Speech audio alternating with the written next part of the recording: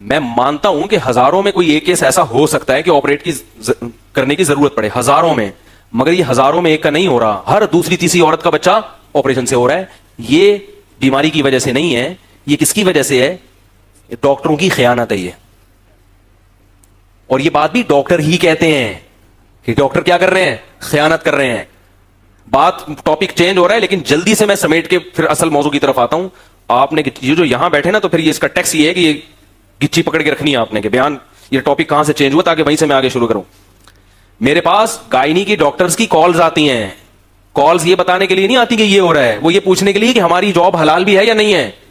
मैं कहता हूं भाई क्यों हलाल नहीं है, क्यों, आपको क्या कह रहे? मसला ये है कि जो हॉस्पिटल है उसने हमें हदफ दिया होता है कि इतने पैसे आपने साल में कमा के देने हैं, लिहाजा हमें पता होता है कि मां को ऑपरेशन की जरूरत नहीं है, मगर हम लिख के दे रहे होते हैं। ये डॉक्टरों की गवाही, मैं डॉक्टरों का नाम नहीं लूंगा भाई, नाम थोड़ी ले सकते हैं मेंबर पे बैठ के, फलानी डॉक्टर का फोन आया, फलानी गायनी की डॉक्टर का, ये देखो उससे जाके तस्दीक करा लो। तू कहेगी भाई आप हमारा राज क्यों फाश कर रहे हो?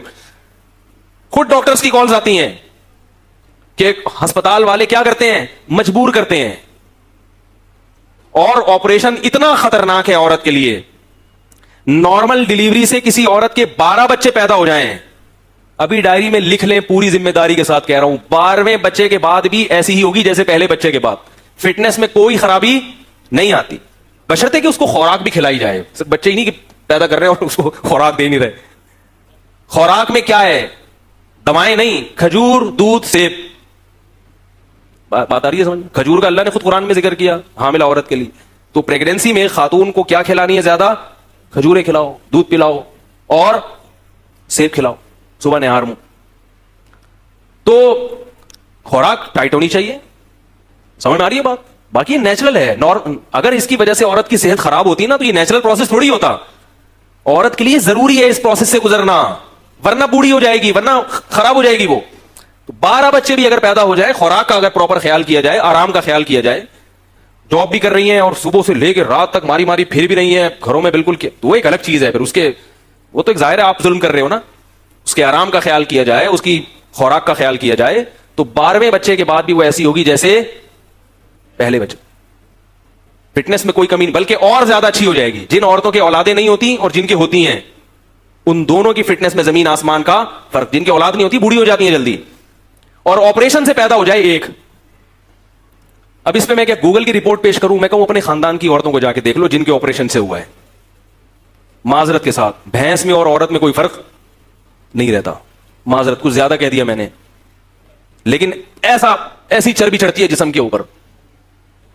डॉक्टर पैसे बनाया जा रहा है, लिख लिख ले बनाया जा रहा है, उसको यह भी एहसास नहीं है कि मैं क्या करूं। और वो जो एंटीबायोटिक खाएगी जख्म को पूरा करने के लिए, फौरन उस एंटीबायोटिक के असरात औरत की फीड में जाएंगे, और बच्चे की पहला जो घूंट उसके पेट में उतरेगा ना, वो ऑगमेंटन का जाएगा।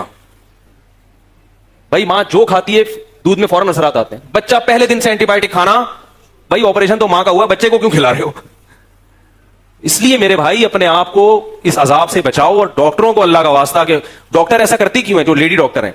क्योंकि नेचुरल प्रोसेस जो है ना, 2 दिन भी लग सकते हैं, 3 दिन भी लग सकते हैं, 1 हफ्ता भी लग सकता है। समझ रहे हो? डॉक्टर के पास इतना टाइम, कह रहे क्या बार बार पेशेंट आया भी नहीं, जाओ वापस, अगले हफ्ते वापस आना यार। फिर 3-4 घंटे भी लग सकते हैं उस प्रोसेस में। कहते हैं छोड़ो यार, इतना टेंशन लेने की नहीं है, उन्होंने निपटाने होते हैं। ये बिजनेस बन चुका है, कारोबार बन चुका है, ये इंसानियत की खिदमत नहीं है। हां, मैं ये नहीं कहता कि सारे एक जैसे होते हैं, सारे कभी भी खराब नहीं होते। ये जो डॉक्टर हमें ऐसी चीजें बता रहे हैं, जाहिर है अच्छे हैं, तभी तो बता रहे हैं कि यार ये मेंबर पे बताओ लोगों को।